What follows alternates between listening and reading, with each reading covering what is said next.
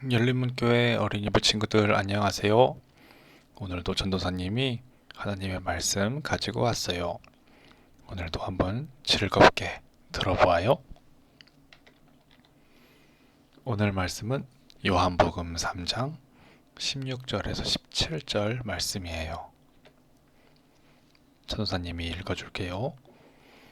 하나님이 세상을 이처럼 사랑하사 독생자를 주셨으니 이는 그를 믿는 자마다 멸망하지 않고 영생을 얻게 하려 하심이라. 하나님이 그 아들을 세상에 보내신 것은 세상을 심판하려 하심이 아니요 그로 말미암아 세상이 구원을 받게 하려 하심이라. 아멘. 오늘은 하나님의 사랑 십자가라는 제목으로 말씀 들려줄게요.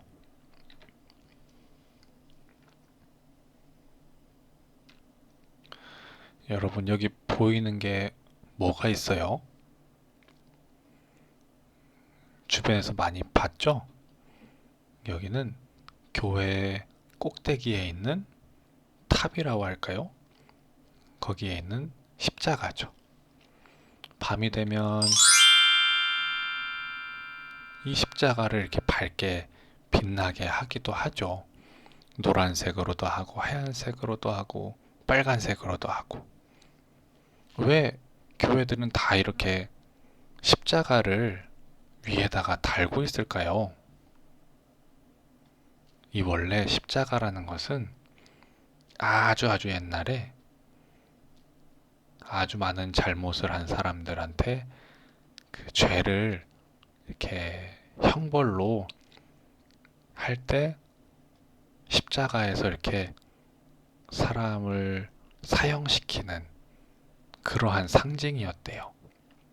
많은 죄를 지은 사람이 십자가에서 이렇게 죽었죠.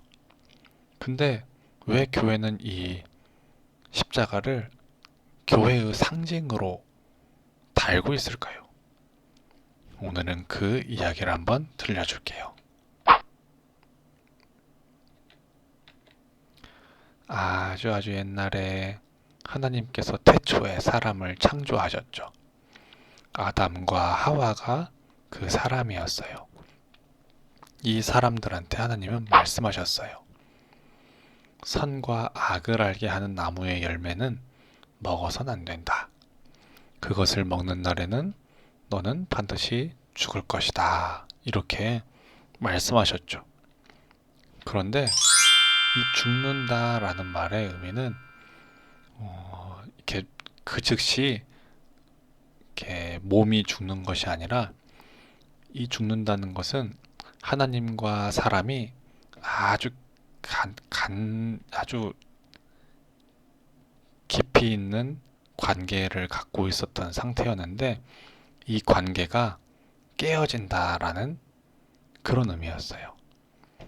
몸이 죽는 것이 아니라 하나님과의 관계가 깨지는 게 바로 사람한테는 죽는 것이었죠.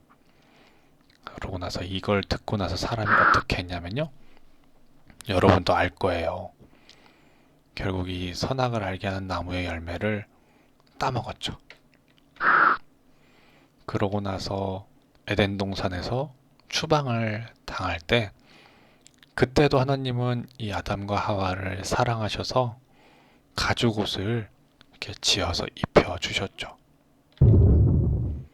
그 이후로 오랜 시간이 지났지만 사람들은 여전히 죄를 짓고 있어요. 하나님의 말씀을 따라서 살지 않고 있는 거죠. 저도 그렇고 우리 어린이부 친구들도 그렇고 모든 사람은 다 죄를 짓고 살고 있어요. 그 이후의 이야기를 한번 들려줄까요? 여기 나오는 할아버지는 제사장이에요. 하나님께 제사를 드리는 사람이었죠. 이 제단이라는 곳에서 여러분들이 알다시피 저 위에 보이는 양 있죠? 양을 가지고 이렇게 제물을 드려서 제사를 드렸어요. 만약에 어떤 한 사람이 잘못한 일을 깨달았을 때 그 사람은 흠이 없고 완전한 제물을 가지고 이렇게 제사장한테 나와서 제가 이런 잘못을 했으니 이 제물을 가지고 제사를 드려주세요.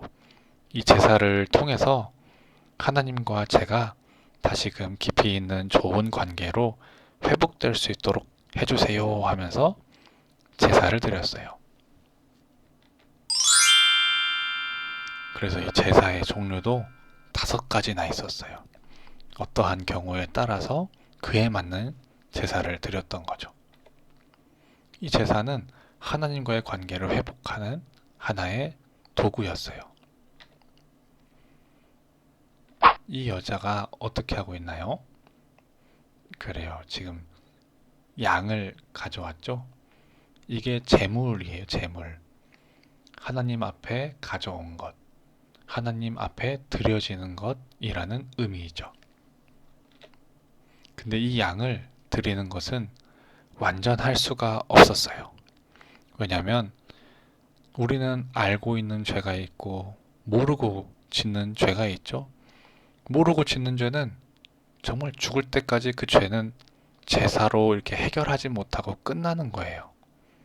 그렇기 때문에 제사라는 것은 완전한 하나님과의 관계를 회복할 순 없었어요. 그래서 우리의 죄를 완전하게 해결하기 위해서 하나님은 하나님의 하나뿐인 아들 예수님을 이 땅에 보내주셨어요. 예수님은 성경에 기록된 제물처럼 흠이 없고 깨끗한 어린 양이셨죠. 하나님께서는 이런 예수님을 제물로 삼는 그런 특별한 제사를 드릴 수 있도록 해주셨던 거예요.